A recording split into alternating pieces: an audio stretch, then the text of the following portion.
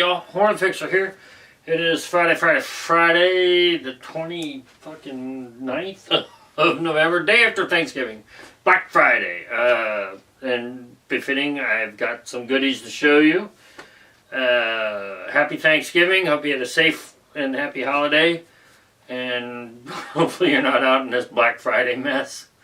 David Tan sent me a thing. He says, "You got Harbor Freights in Jacksonville?" I went, "Well, yeah. I have one right up the street."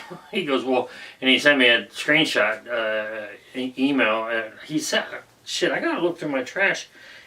He said he sent me an email. I didn't see it. Anyway, they got Bunker Hill, the plastic 30 cal cans for like $2.94, like $3. I'm like, well, yeah, I could use a couple more cans. Shit. I'll probably go this weekend, not today. I didn't want to go today. I went to Survivor Creek Tactical and picked up a holster I had made. Not going to show you that one because it's not mine. So, but let's get into some goodies. I got some... what's in the box? What's in the fucking box? See if I got the glare off of that, yeah. Some pointy knifey thing. Got this at an auction, online auction. Didn't say it was used, but it is. The box is a little beat up, but at least it's the original box. It's got the original Smith & Wesson paperwork in the original box for my Sharpie pointy thing. What was that? I don't know. And as you saw, one was a knife, a gut hook knife. It's the Smith & Wesson bullseye setup, a Kydex holster type setup with a Smith & Wesson hook. I guess you call it a hook, a gut knife. I mean, is it to do the guts? Goes in here. I guess I should put that in better so it'll stay. And it also has a little bullseye axe. No, I don't want to drop this because it does look like it has an edge on it. So, and I looked at my collection. I'm like, I don't have one of these in my collection. It's got a belt. Go through a belt right here. You can put it through your belt, carry it around.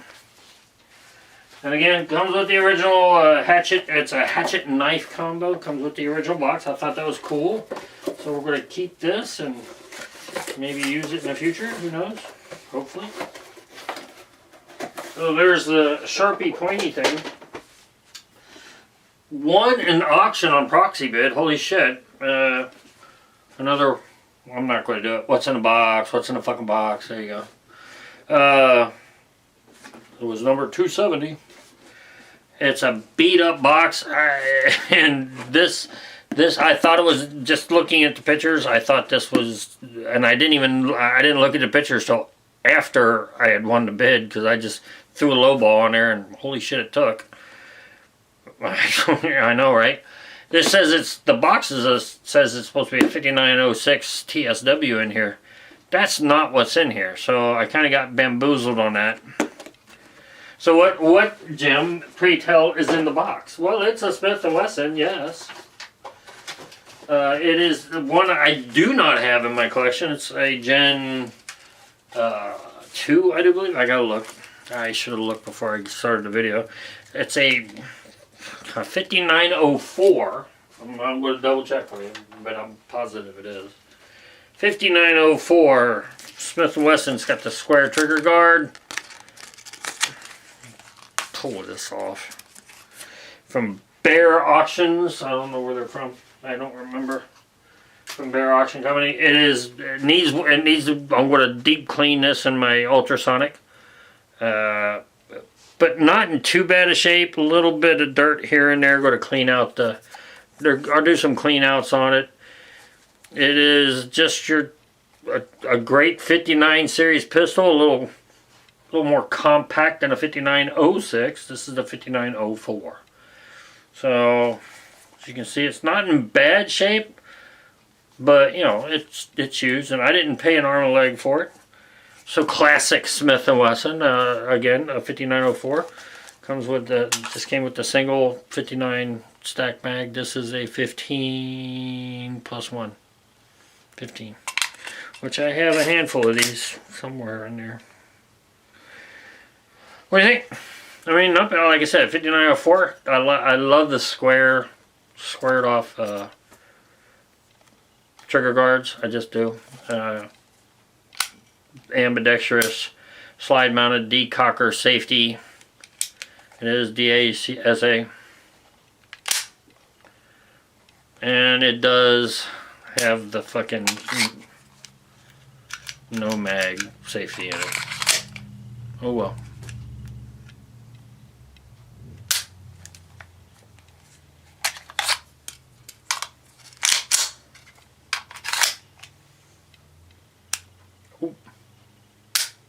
Very light, very short take up.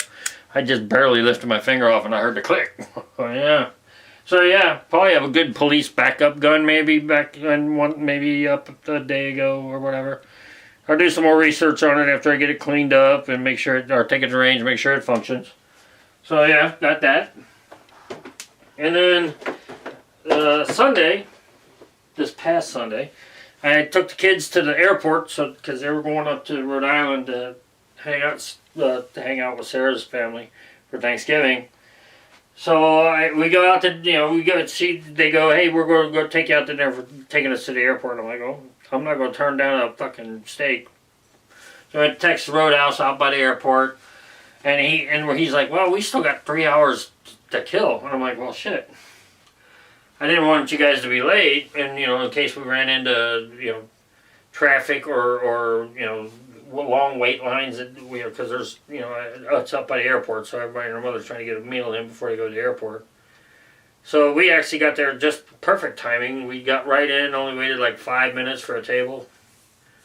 So we go. So he says, well, and Sarah's going, well, there's this and there's a Home Goods or whatever it was, and we're like, and Kevin's like, well, there's also a Sportsman's Warehouse. I said, well, that's where we're going. He goes, yeah, because if I buy a gun, Jim can just take it to the house and I'll pick it up when he picks it, and he can just give it and hold it for me till I get back. And I'm like, well, that sounds like an idea. And of course, Sarah wasn't happy until we drove through. It's like a little town center area that they built where all this stuff is. And we drove around, and then when she saw right next to Sportsman's Warehouse was a Burlington, she goes, "Oh, this is okay. We can go into Burlington after we get done at Sportsman's Warehouse." So we go in and we're looking, and we go back to the firearms, of course, first thing, because he's looking at a lever action for going bear hunting. He's got the bug because he got his first bear. Now he actually wants Sarah to get a bear now. But anyway, so we're looking at guns, and I go down, and there's not a whole lot in their cases. They do most of theirs online. You ship it to the store, right? So they had a bunch of Smith & Wesson M&Ps and Ruger revolvers, and then a couple others. Not a lot in the case. They did have one of these though, which I hadn't seen before. Oh, it's an M&P, but yeah, it's a 10 millimeter M&P. Now I got all excited, got stupid. I thought it was an all metal M&P that nobody had heard of yet, but it wasn't. It's a polymer, but it's the two-tone tungsten gray slide with the OD green frame and the black hardware. Does have a thumb safety. I'm not a fan of the thumb safeties, but I had not seen one of these anywhere anyway, not even on the Smith & Wesson website, but then again, I wasn't really looking for it. But on all my sales, and especially with Black Friday and everything coming up, I haven't seen one of these at all. It is absolutely gorgeous. It's got the suppressor height sights on it, the 3 dots. It is optics ready. It does come with the Core Complete optics thing. 2 magazines. These are 15+1 magazines, so it got 2 magazines. It came with the back straps, of course. The other back straps. No threaded barrel, which I wish it did, but can't wish for everything. Yes, I can. But I'm not going to put an optic on this one. I think I'm just going to leave. I'm so much better with iron sights than I am with optics, so I'm going to leave this as it is. It does have the new upgraded M&P 2.0 trigger on it. I'm not going to do the trigger test for you because, matter of fact, it fires without the magazine. Yes. Fuck the Clintons and fuck them gun bans and all that shit they pulled in the 90s. But M&P 2.0, 10 millimeter tungsten gray and OD green. Absolutely love it. Yes, it's a thumb safety. But I will say this. This means that my all black in the same size, full size 10 millimeter 2.0 with a, I want to say it's a Swamp Fox Justice on there, I think. With the red dot will be going into the for sale category. And I will keep this one.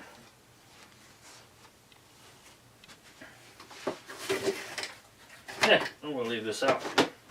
I'm not going to put it back in the box because I'm going to put it in the safe as soon as I'm done here. So there you go. There's my new goodies, the new firearm goodies, or Smith & Wesson goodies. Don't have any more. I am watching a bunch of 10 millimeters, a bunch of Smith & Wesson 10 millimeter, the old 1006, two 1006s, 1076. I'm also watching a Remington 1911 10 millimeter R1. I bid on the 10 Smith 10 millimeters. I'm already outbid at 400 plus, and one's already up to 600. The 1076 is up to 600 already. Which I already got one. I was just hoping I could steal one with the holiday weekend, maybe. They also, the auction house that has the 10 millimeters also has a 40-26, which I got outbid on that, and it's over, I think it's at 300 now. I might look at that one. I gotta look up to research the rarity, for lack of a better term, on that one. And they also have a 45-16 no dash. I have a 45-16 dash. I was trying to sneak that one in at $275, but got outbid on that today. Yeah, I know, right? $275 for a 45-16. Yeah, I know. I'm stupid. But it goes, you gotta take a shot at it. And I think there's, and then there's another, I got a 40-46 TSW I'm looking at. I'm watching, that's later in December, that auction goes off. And then a handful of other Smith & Wessons, like revolvers and whatnot. I'm looking at a Smith & Wesson Russian Model 3, but it jumped up this weekend, or today, it jumped up from like $175 to like $350. So I was like, oh fuck, I was trying to pull that one off.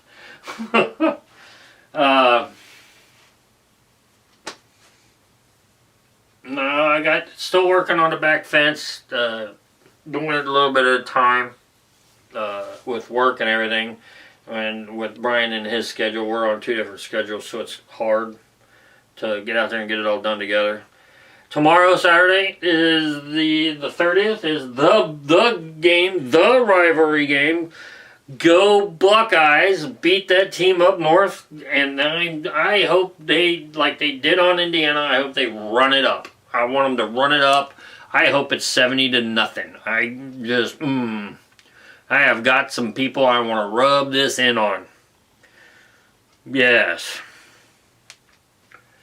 Well, I can hear it now. Oh, I can hear the excuses now. I can just hear it. If it goes the way I would like it to go, I can just hear the excuses. Now, if for some reason they pull the upset off, well, good on you. No, I'm not going to say good on. Yeah, you fucking cheated again, didn't you? Because look, I look at how many times Michigan's beat Ohio State's, like in the 2000 era, from 2000 on. And the 3 in a row that they're on now is because they cheated. Signal stealing, yes. It's a proven fact. So don't deny it. Yes, I'm showing you my bag. Fuck off. Let me get these out so I can put these away, and then that goes over there. This goes over here. Oh, I did picked this up a while back. I don't know if I showed you a Camillus fixed bait. It was cheap. I think it was a tractor supply. I was picking up some T-post, and I went, ooh, cheap Camillus for like under $10. So why not? I think I showed you that though. I'm pretty sure I'm right on the price. Alright, there you go.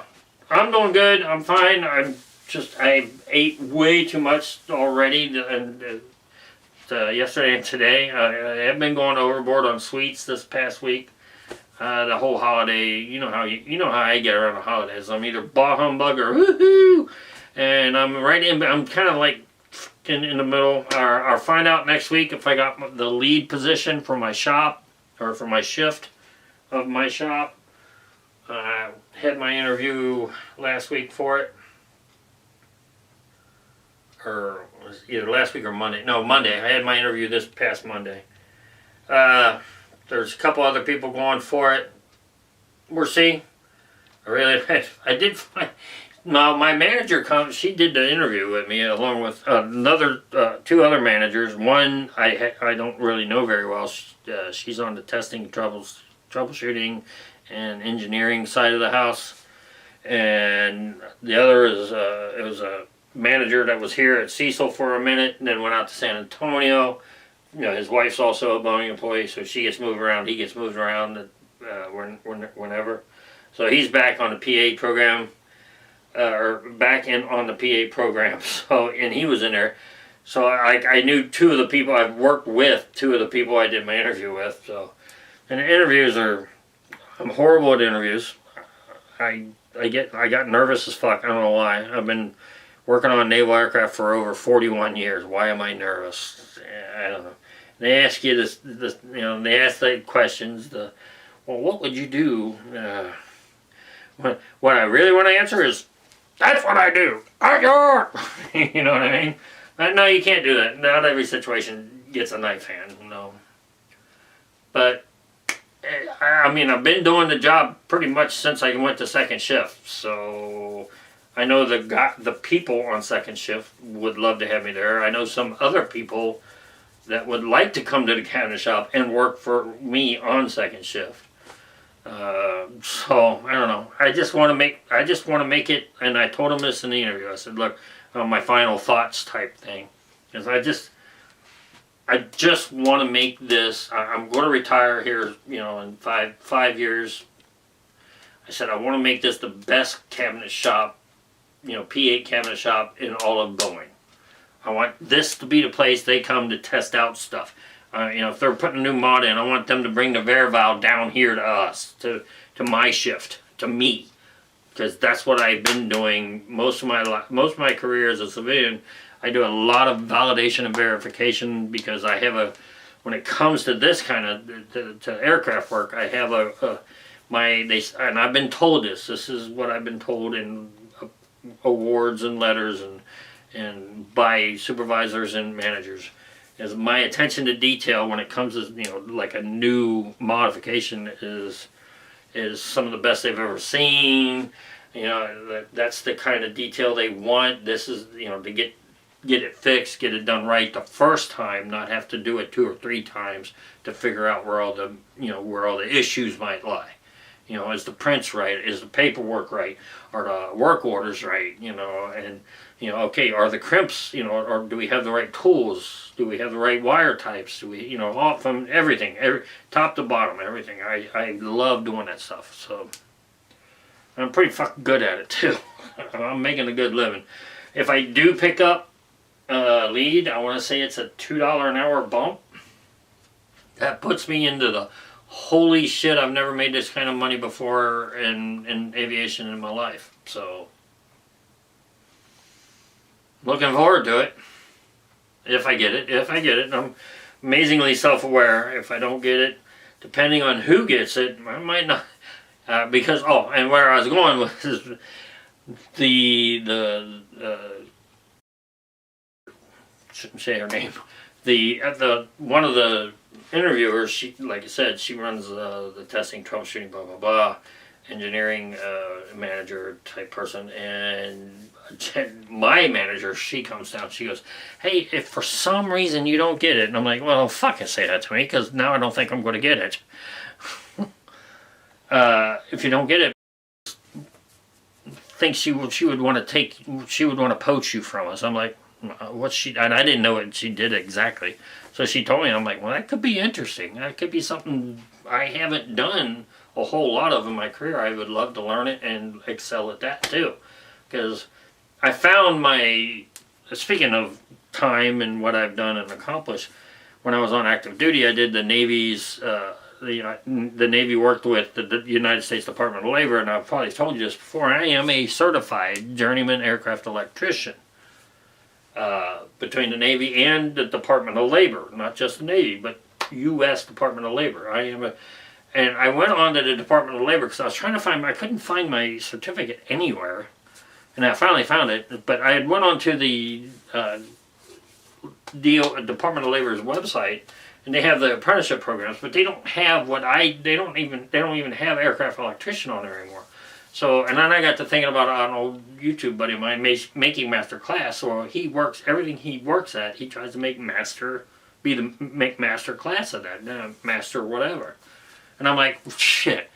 I looked at my certificate date, and it was dated in 1997. I'm like, I can guarantee you, I am a fucking master electrician right now. I just wish I could figure out how to apply and put in all my experience and everything and see what I got to do to be a master aircraft electrician, not just a journeyman. So, and again, the United States Department of Labor, it still won't get me like an AMP, which I'm an electrician, so an AMP is pretty much useless for me. But Boeing will pay $1 per A, $1 per P, so $2. If you got an AMP, you get $2 an hour more than everybody else.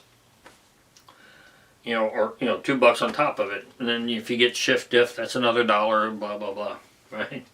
So if I can, so now I wonder if I could get $1 an hour for my journeyman aircraft electrician. I said, you probably won't. I'm like, well, that's fucked up.